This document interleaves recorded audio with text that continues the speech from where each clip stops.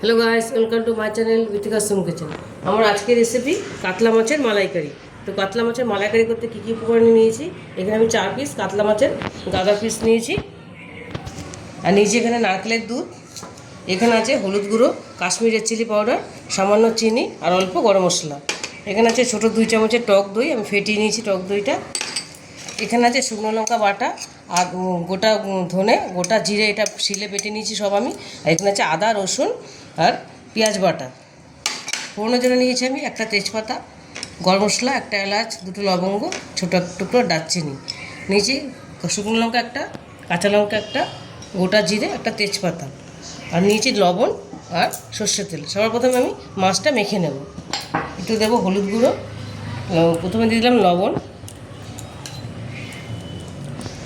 দিয়ে দেবো আমি হলুদ গুঁড়ো, আর আমি দিয়ে দেবো সামান্য একটু সর্ষের তেল। এটাকে ভালো করে মাখিয়ে নেব। একটা কড়াই বসিয়ে দিয়েছি, গরম হয়ে গেছে কড়াই, আমি সর্ষের তেল দিয়ে দেবো মাছ ভাজার জন্য। পরিমাণ মতো তেল দিয়ে দিলাম আমি। তেলটা আমার গরম হয়ে গেছে, এবার মাছগুলো আমি একে একে ছেড়ে দেবো। খুন্তিটা দিয়ে দিলাম, তাহলে হাতে ছিটবে না।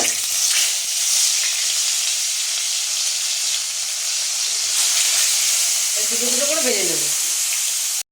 মাছগুলো ভেজে আমি তুলে নিয়েছি। এবার আমি ওই তেলে আরেকটু তেল দিয়ে দিয়েছি আমি। এবার আমি এর মধ্যে ফোড়নটা দেবো।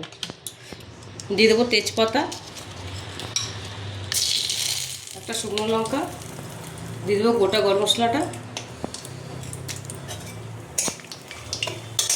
দিয়ে দেবো একটা কাঁচা লঙ্কা, একটু ফাটিয়ে দেবো।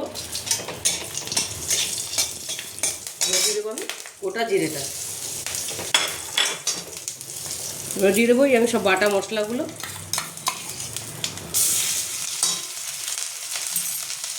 একটু জল দিয়ে এর মধ্যে জল দিয়ে দেবো, বাটিটা ধুয়ে দেবো।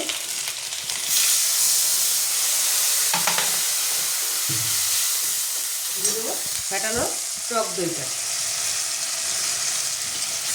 আর দিয়ে দেবো গুঁড়ো মশলাগুলো। গুঁড়ো মশলাটা আমি দিয়ে দেবো। দিয়ে দেবো গোটা কাঁচা লঙ্কা, দিয়ে দেবো লবণ, পরিমাণ মতো লবণ দিয়ে দেবো। লবণ দিয়ে দিলাম। এটা খুব ভালো করে কষিয়ে নেব। দেখো মশলাটা আমার কি সুন্দর কষা হয়ে গেছে, তেল ছেড়ে দিয়েছে, দারুণ একটা সুন্দর গন্ধ বেরিয়েছে। এবার আমি এর মধ্যে নারকেলের দুধটা দিয়ে দেবো। এই নারকেলের দুধটা আমি দিয়ে দিলাম। আর মিক্সি ধোয়া বাটিটা, নারকেলের দুধের বাটিটা একটু ধুয়ে দিলাম। না একটু জল দেবো সামান্য, আর একটু জল দিয়ে দিলাম। মাছটা সেদ্ধ হওয়ার মতন জল দিলাম।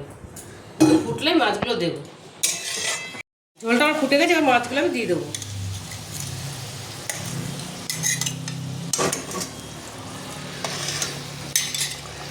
আমি এপিট ওপিট ভালো করে একটু সেদ্ধ করে নেব। দেখো কাতলা মাছের মালাইকারিটা আমার রেডি হয়ে গেছে। মাছটা একটু উল্টে দিয়েছিল মাঝখানে, সুন্দর মাছটা সেদ্ধ হয়ে গেছে। আমি এরকমই রাখবো ঝোলটা। কাতলা মাছের মালাইকারিটা দেখো প্লেটিং করে নিয়েছি। এটা খেতে ভীষণই ভালো হয়। তোমরা বাড়িতে অবশ্যই এটা ট্রাই করবে। যদি রেসিপিটা তোমাদের ভালো লেগে থাকে তাহলে আমাকে লাইক, শেয়ার, সাবস্ক্রাইব করতে ভুলবে না। টাটা।